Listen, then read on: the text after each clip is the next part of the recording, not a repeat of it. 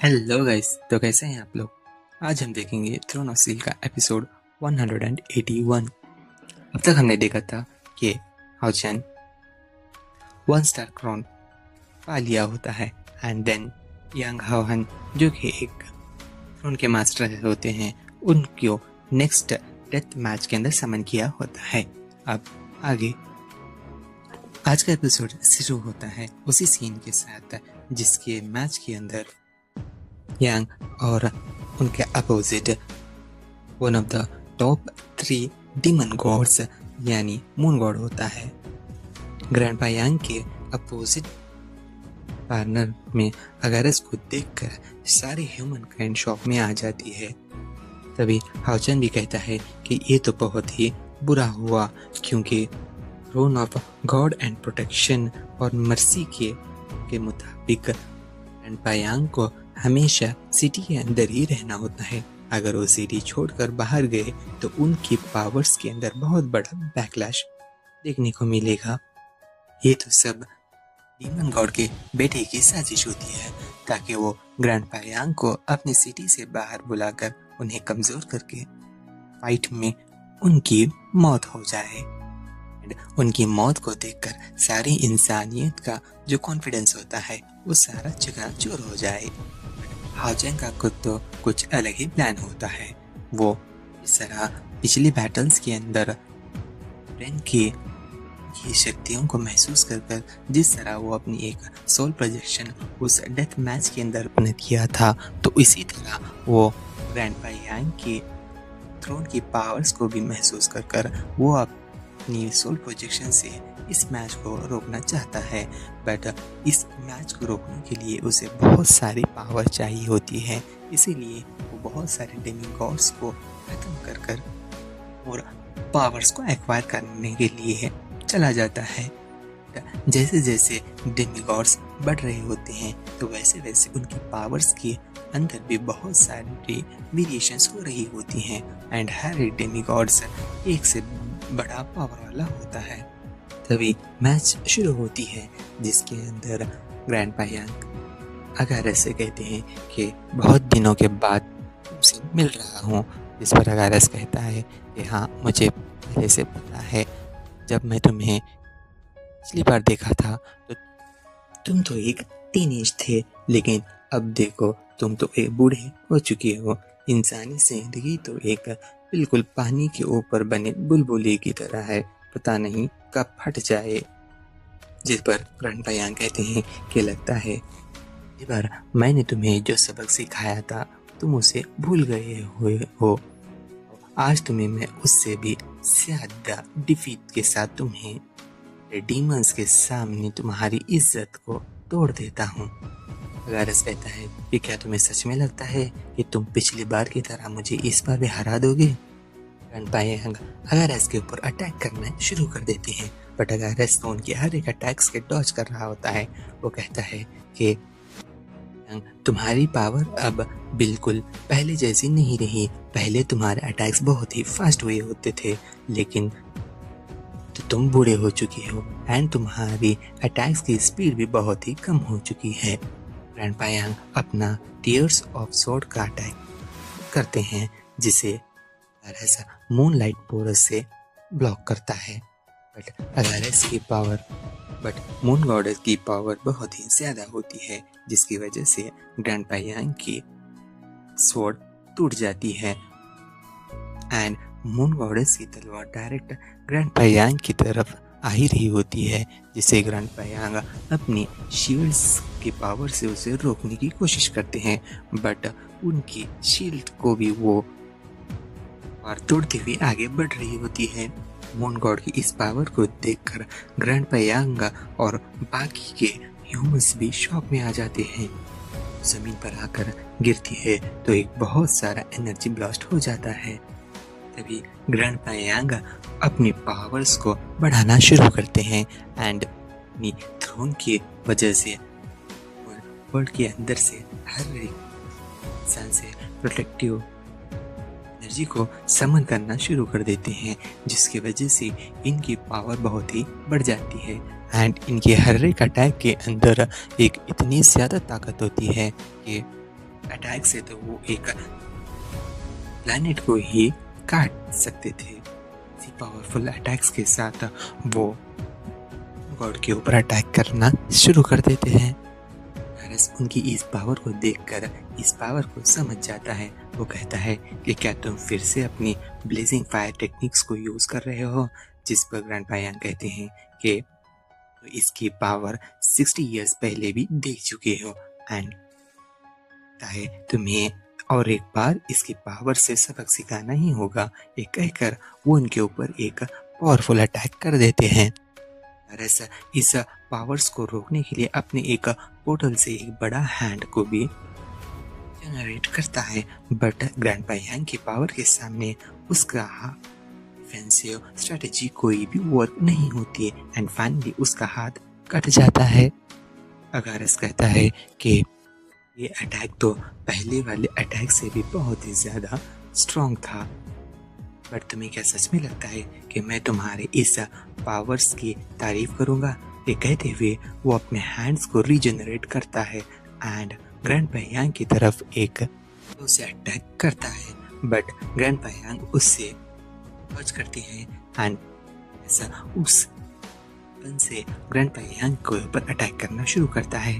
वो कहता है कि यांग में बड़ों की इज्जत करनी आनी चाहिए, तुम्हारी पावर वैसी नहीं ही रही, इसे यूज करके तुम 60 इयर्स पहले अपनी पूरी होली सिटी को बचाए थे, अब तो तुम बूढ़े हो चुके हो। ग्रैंडपा यांग इसके पावर्स की वजह से दूर रहे होते हैं। गायरस कहता है कि यही तो तुम्हारे इंसानों और हमारे डीमंस के बीच बहुत बड़ा फर्क है कि तुम उम्र के साथ बूढ़े हो जाते हो, बट हम उम्र के साथ साथ और भी ज्यादा पावरफुल हो जाते हैं। वो उनके ऊपर मून वॉइड अटैक को यूज कर बहुत सारे मून्स को कर उनके ऊपर फेंक देता है। ग्रैंडपा यांग तो उसके इस अटैक को देखकर स्माइल करना शुरू करते हैं। ग्रैंडपा यांग गायरस के इस अटैक को चिकना चूर करते हैं एंड वो कहते हैं कि लगता है तुमने भूल चुके हो कि 60 इयर्स पहले तुम्हें किस पावर ने हराया था, तो चलो तुम्हें उसकी पावर को और एक बार फील कराता हूँ। ये कहकर वो अपनी थ्रोन्स को समन करना शुरू करते हैं। उनकी इस थ्रोन की पावर्स को महसूस कर सारे डीमंस डरना शुरू करते हैं। कायद के ग्रैंडफादर खुशी से होते हैं कि आज तक कोई भी ऑफ मर्सी एंड प्रोटेक्शन की थ्रोन को होली सिटी के बाहर समन नहीं किया था। लाओयांग, तुमने बहुत ही बड़ा अनोखा काम किया है। पायांग अपनी थ्रोन की वजह से अपनी पावर्स को इंक्रीज करना शुरू करते हैं, जिससे उनकी पावर सडनली 9th ग्रेड के 9th रैंक पर पहुंच जाती है एंड उनकी स्पिरिचुअल पावर 9 लाख तक बढ़ जाती है। उनकी इस बढ़ी हुई पावर्स को देखकर मून गॉडेस भी डरना शुरू कर देता है। गायरस उनकी इस पावर को देखकर डरता भी क्यों नहीं था, क्योंकि ग्रैंडपा यांग के पीछे तो बहुत ही इमेंसिव एक डिस्ट्रक्टिव फोर्स जमा हुई होती है। तभी ग्रैंडपा यांग अपनी एक पावरफुल पंच गायरस के ऊपर कर देते हैं, जिसे वो अपनी वेपन से रोकना ट्राई करता है, बट उसके वेपन्स के तो छींतड़े उड़ जाते हैं एंड वो जमीन पर आकर गिर जाता है एंड उसके मुंह से खून निकलना शुरू हो जाता है। ग्रैंडपा यांग मून गॉड को बहुत ही अच्छी तरह धोते हैं, अपनी पावर ऑफ मून्स कर बहुत सारे वेपन्स को भी बनाता है ताकि ग्रैंडपा यांग को रोक सके, बट ग्रैंडपा यांग की डिस्ट्रक्टिव पावर्स के सामने उसकी पावर कुछ भी काम नहीं आती। यांग तो उसे के ऊपर मुक्के से रहे होते हैं एंड मून गॉडेस गायरस की तो बहुत बुरी हालत हो गई होती है। एक पंच के साथ उसका खून बाहर आ रहा होता है। वो उसे जमीन पर फेंक देते हैं एंड अपना एक पावरफुल अटैक और ट्वाइलाइट स्काई कोलैप्स को कर गॉडेस को पंच मारने के लिए आगे जाते हैं। मून गॉड भी अपनी पावर ऑफ मून को समन कर उनकी अटैक को रोकना शुरू करता है, बट ग्रैंडपा यांग की डिस्ट्रक्टिव फोर्स के सामने उस मून की तो धज्जियां ही उड़ जाती हैं एंड वो एक पावरफुल ब्लो मून गॉडेस के पेट में कर देते हैं। मून गॉडेस बहुत ही जख्मी हो जाता है। इस पावर को यूज करने की वजह से ग्रैंडपा यांग का हाथ इंटीग्रेट हुआ होता है। इस कंडीशन को देखकर ह्यूमन काइंड शॉक में आ जाती है। लीडर समझाते हैं कि थ्रोन की पावर्स को out of the city use करने की वजह से अब ब्लैक फ्लैश शुरू हो चुका है, जिसका पहला पड़ाव ग्रैंडपा यांग का डिसइंटीग्रेशन होना है। भी एक शॉकिंग रिविलेशन होता है कि मून गॉडेस जो अधमरी हालत में पड़ा हुआ होता है वो हंसना शुरू करता है एंड कहता है कि यांग तुम तो बहुत ही पावरफुल हो, इसीलिए मैं तुम्हारे साथ मैच के लिए रेडी हुआ था। तुम एक बात भूल चुके हो कि तुम अब जिस फील्ड में हो वो मेरी है, यानी वो जगह जहाँ भी मेरी मून की पड़ेगी वो सारी फील्ड मेरी होगी एंड मेरे फील्ड के अंदर मैं ना भी जख्मी ही क्यों ना हूँ, एक ही झटके के अंदर अपनी पूरी पावर्स को रीगेन कर सकता हूँ। कहकर वो अपनी पावर्स को रीगेन करना शुरू करता है एंड अपनी पावरफुल मून फील्ड को के सामने शो करना शुरू कर देता है। उसके इस फील्ड की वजह से उसकी स्पिरिचुअल पावर कई लाखों गुना ज्यादा बढ़ जाती है, जो कि ऑलमोस्ट इक्वल टू एक डेमी गॉड की लेवल हो जाती है। अगारस अपने ब्रोकन मून की पावर यूज कर एक जायंट सा मून समन करके यांग के ऊपर देता है, जिसे ग्रैंडपा यांग अपने स्पिरिचुअल पावर्स की चेन्स को यूज कर रोकना शुरू कर देते हैं। इन दोनों के ह्यूज एनर्जी गैप की वजह से ग्रैंडपा यांग के वो चेन्स टूट जाते हैं एंड वो मून तो डायरेक्ट यांग ग्रैंडपा यांग की तरफ ही बढ़ रहा होता है। वो अपने फिर से पावर्स को समन करना शुरू करते हैं एंड अपने लेफ्ट हाथ से एक पावरफुल पंच उस मून के ऊपर करते हैं, जिसकी वजह से उनके लेफ्ट हाथ के अंदर दरारें पड़ना शुरू हो जाती हैं। इसे देखकर मून गॉडेस शुरू करता है, वो भी अपने मून की पावर को बढ़ाना शुरू करता है। इन दोनों की एनर्जी के इम्पैक्ट का बड़ा ब्लास्ट होता है। फाइनली उस उनको यांग अपनी पावर से चीखना करते हैं, बट उनके एनर्जी के बैकलैश की वजह से वो अपने हाथ को भी खो देते हैं। गॉडेस उनकी इस हालत को देखकर हंस रहा होता है। वो कहता है कि पहले तो तुम अपने राइट को खो चुके, अब लेफ्ट हैंड को खो चुके हो। लगता है कि तुम्हारे पावर आज तो तुम्हें पूरा ही निगल लेगा। इस कंडीशन को देखकर हान्यू पूरा टूट जाता है एंड वो किसी भी तरह से ग्रैंडपा यांग को बचाने की कोशिश करना शुरू करता है, बट उसके फ्रेंड्स उसे रोकते हैं। ह्यूमन काइंड भी यांग की इस कंडीशन को देखकर यूज हो जाती है। चैन को भी इसका जब एहसास होता है तो वो अपनी बर्निंग मेथड को यूज कर सामने के तीनों के डेमी गॉड्स को एक ही अटैक में का प्लान बनाता है, जिसे ये रोकने की कोशिश भी करते हैं। वो कहते हैं कि अगर तुम अपनी सोल को बर्न कर अटैक करना शुरू किए तो तुम्हारी सोल डिसइंटीग्रेट हो जाएगी एंड स्टार फील्ड से तुम बाहर भी हो सकते हो एंड तुम्हें बहुत ही बड़ा न्याजा उठाना पड़ेगा। बट हाओ चैन उनकी इस बात को नहीं मानता। फाइनली वो अपने एक पावरफुल अटैक से सामने आए हुए तीनों डेमिगॉड्स को एक ही अटैक में मार देता है एंड के साथ उसके स्टार के क्राउन के 3 स्टार्स बढ़ जाते हैं। कहता है कि मैं हान्यू को और एक बार नाराज नहीं करना चाहता, कैसे भी करके ग्रैंडपा यांग को तो बचा ही लूंगा।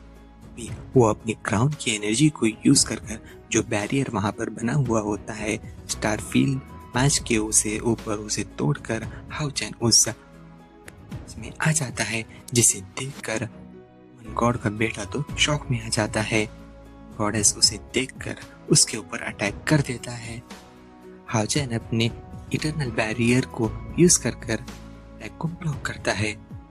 स्टार गॉड डीमन लॉर्ड के बेटे को बताते हुए कहता है कि हाओ चैन ने थ्रोन रेजोनेंस को यूज कर इस फील्ड के अंदर आ चुका है, जिसकी वजह से फील्ड के अंदर बहुत सारी वेरिएशंस हो चुकी हैं। मुझे जल्द से जल्द इस वेरिएशंस को रोकना होगा।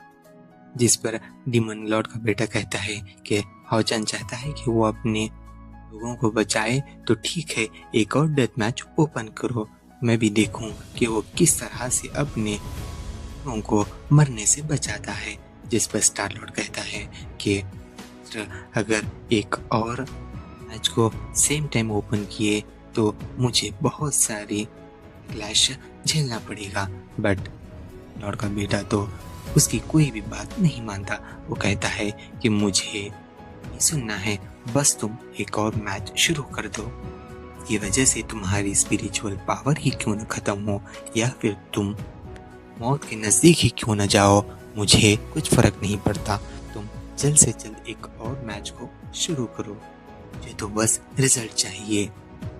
मेरा कहना न मानकर सारे डीमंस प्रजाति के खिलाफ जाना शुरू रहे हो, ये कहकर वो अपनी पावर को अनलिश करना शुरू करता है। जिस पर स्टार लॉर्ड मजबूरी से हाँ कहता है। वो एक नई डेथ मैच को शुरू कर देता है। डीमंस एक और बैटलफील्ड को देखते हैं तो वो सारे खुशी से पागल होना शुरू कर देते हैं। सारी मैनकाइंड शॉक में आ जाती है कि अब सेकेंड फील्ड के अंदर किसको चूजन किया जाएगा। तभी दिखाया जाता है कि वो चूजन वन एक मासूम सी छोटी बच्ची होती है। इसका सामना एक फियर्स मॉन्स्टर से होने वाला होता है। सीन शिफ्ट होता है एंड फर्स्ट फील्ड को दिखाया जाता है, जिसके अंदर हाओचन गॉड के अटैक को सन एंड सील से रोक कर पायांग को वहां से लेकर जाने वाला होता है कि तभी उनके सामने सेकेंड बैटलफील्ड की सीन ओपन हो जाती है। तभी ग्रैंड पायांग इस सीन को देखकर एक बोल्ड डिसीजन लेते हुए अपने पावर्स के साथ हाओचन को दूर कर देते हैं एंड वो कहते हैं कि हाओचन तुम पहले जाकर उस लड़की को बचाओ। कर वो एक पोर्टल ओपन कर हाओचन को वहां से भेज देते हैं। हाओचन आकर उस बच्ची को बचा देता है। तभी सीन शिफ्ट होकर फिर से पायान एंड मून गॉड अगारस के को दिखाया जाता है। अगारस कहता है कि थ्रोन के बैकलैश की वजह से तुम्हारी बॉडी बहुत ही सीवियरली डैमेज हुई है। अगर तुम इसी तरह कंटिन्यू रखोगे तो ये वक्त दूर नहीं कि तुम्हारी बॉडी बिखर जाएगी। तो तुम अपनी हार क्यों नहीं मान रहे हो? भगवान पायांग कहते हैं कि मैं क्यों अपनी हार मानूं? अगारस शॉक में आकर कहता है कि क्या तुम क्या करने की कोशिश कर रहे हो? तभी हमें दिखाया जाता है कि पायांग को पहले से ही इस मैच की इंफॉर्मेशन होती है। वो कायर के ग्रैंडफादर से कह रहे होते हैं कि भी जल्द से जल्द इस मैच के अंदर सम्मन किया जाएगा। कायर के ग्रैंडफादर कहते हैं कि जब तुम्हें पता ही है तो तुम वहाँ पर क्यों जा रहे हो? जिस पर पायांग कहते हैं कि मुझे आंटी को बचाने के लिए तो वहाँ पर जाना ही होगा। तभी वो अपने पुराने ख्यालों में खोते हुए अगारस से कहते हैं कि अगारस, क्या तुमने कभी सूरज और समुद्री लहरों के मिलाप के सीन को देखा है? कि मैं तो इसे कहानियों में ही सुना हूँ। जब से मैंने अपना होश संभाला है तब से मैं चाहता था कि मैं भी इस सीन को देखूं, पर तुम डेमंस ने जब से दुनिया के ऊपर कब्जा किया है तब से सारे समुद्रों के ऊपर तो तुम्हारा ही कब्जा है। मैं ये सोचा था कि पावरफुल होने के बाद जाकर उस सीन के मजे लूं, बट ये पावर मिली तो मुझे अलायंस का लीडर बनाया गया। मेरे थ्रोन की वजह से मेरे नेक्स्ट 60 इयर्स तक मैंने कभी भी सिटी को छोड़कर नहीं गया। बस सीन को सोचते हुए ही अपनी जिंदगी गुजारा हूँ। अपनी सोच के मुताबिक कुछ अपने रूम के बाहर कैपिटल के अंदर भी बनाया हूँ ताकि थोड़ी सी उसकी फीलिंग आ सके।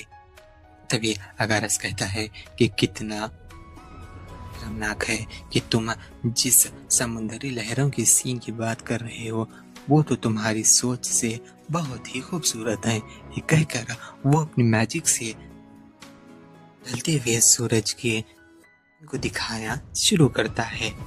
जो उसकी ब्यूटी को बयान करते हुए कहता है कि सूरज की रोशनी पानी के ऊपर पड़ती है तो लहरों के ऊपर ऐसा लगता है कि जैसे मोतियां बह रही हो। एंड जब पानी का स्पर्श तुम्हारे पाँव को होता है तो तुम्हें एक अलग ही मजा आता है।